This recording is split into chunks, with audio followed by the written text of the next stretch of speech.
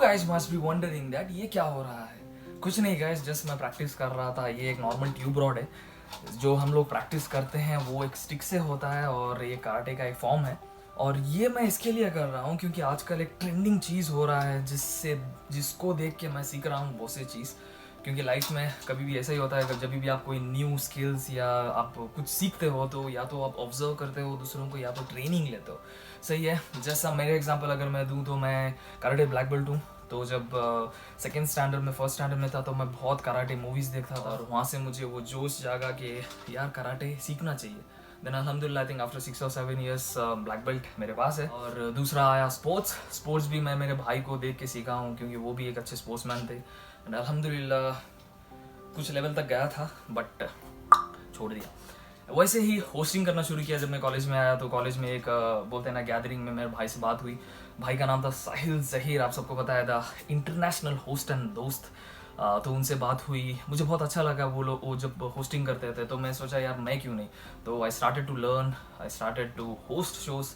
तो ऐसे ही जो मैं ये सीख रहा हूँ ये भी एक सीरीज़ है जिससे मैं इंस्पायर्ड हूँ। और आप भी बहुत से लोग देखते होंगे यार ट्रेंडिंग चल रहा है ये। कुछ लोग को पसंद है, कुछ लोग को नहीं पसंद है। तो जो रिव्यू है वो मैं देख रहा हूँ उस बेसिस पे दूंगा।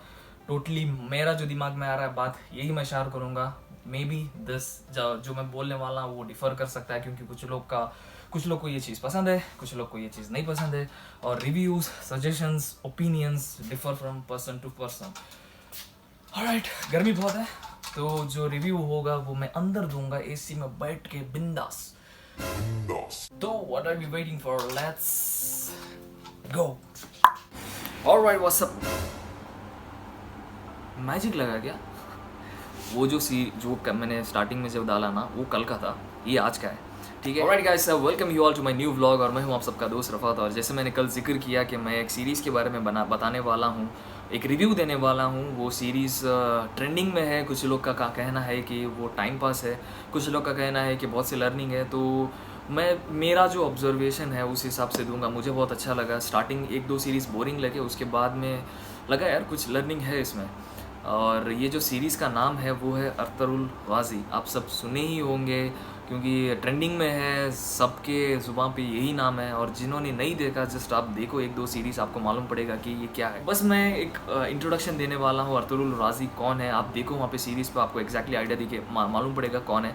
और उसके साथ में और एक शख्स है जिनका नाम है इब्नुल अरब, हज़रत इब्नुल अरब। इनके बारे में 50 एपिसोड तक मेरे को कुछ मालूम नहीं था। उसके बाद में मैंने स्टडी किया, सर्च किया कि ये कौन है, क्योंकि बार बार जिक्र होता है इनका, बार बार वो आते रहते हैं एपिसोड में बीच में। तो जब मालूम पड़ा I was really shocked. And अभी मेरे को पागलपन सा हो गया है ये सीरीज़ के पीछे। ऑलमोस्ट 1 सीज़न हो गया, 3rd सीज़न चल रहा है अभी। मैं अभी 2nd सीज़न में जाने वाला हूँ। और लेट्स स्टार्ट के ये इब्नुल अरब और हमारे अरतुरुल गाज़ी ये कौन है। अरतुरुल गाज़ी 13th सेंचुरी के एक वॉरियर हैं जिनका बोलते हैं ना कि पूरा लाइफ इस्लाम को बचाते बचाते वो शहीद हो गए। और ये ओगस जो टर्क्स है वो उनके लीडर हैं। और इनका बेटे का नाम उस्मान है जो ओटावा डायनेस्टी के फाउंडर है। और इस सीरीज़ में यार एक स्टेटमेंट है कि bravery does not have a gender.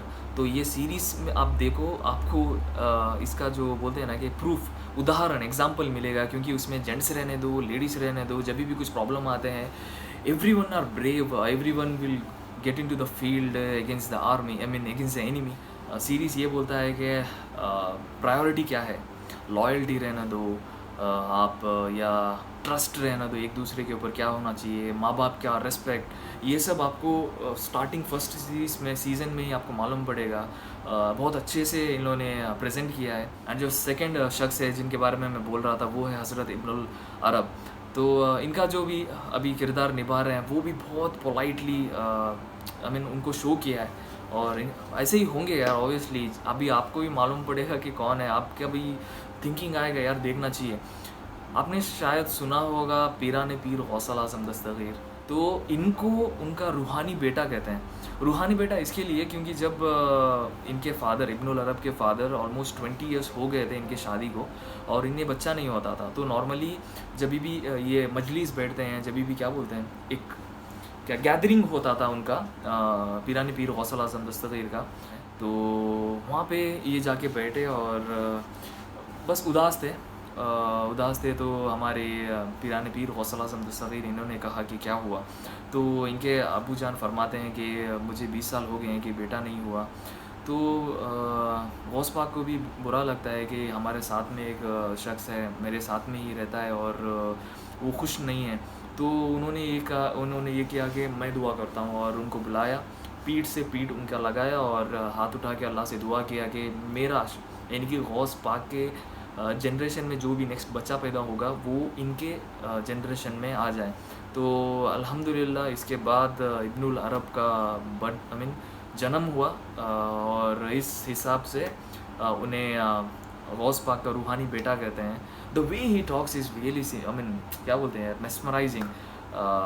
Politely बात करते हैं, और the way he explains the scenarios के पास्ट में क्या हुआ था, हमारे पैगंबरों ने क्या इन्फॉर्म किया था, और अगर कोई उनके पास प्रॉब्लम्स लेके आते हैं तो डायरेक्ट आंसर नहीं देते थे उन लोग।